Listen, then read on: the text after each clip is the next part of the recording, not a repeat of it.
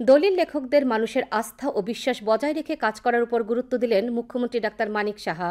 Did writers অ্যাসোসিয়েশনের ৭০তম প্রতিষ্ঠা দিবস উপলক্ষে আয়োজিত রক্তদান শিবিরের উদ্বোধন করে তিনি কথা বলেন। দায়বদ্ধতার নিরিখে এই ধরনের রক্তদান শিবিরের আয়োজনের প্রশংসাও করেছেন মুখ্যমন্ত্রী।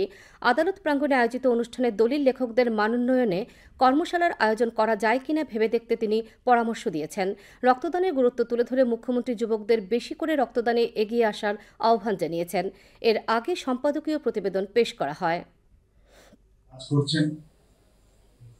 এবং এটাও কিন্তু একটা সামাজিক দায়বদ্ধতা আমি মনে করি, এবং জায়গা সম্পত্তি ইত্যাদির বিষয়ে আপনাদের কাছে যখন মানুষ আসে তখন কিন্তু আশা করে এবং আপনাদের উপর প্রচন্ড বিশ্বাস রাখে।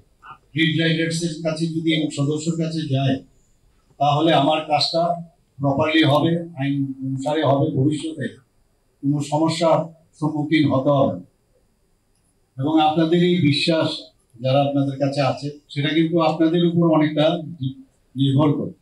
রক্ত ব্যবহার করা এবং রক্ত নেওয়া এর মধ্যে যে একটা ডিমান্ড এন্ড সাপ্লাই সেটা যেন সবসময় একটা তার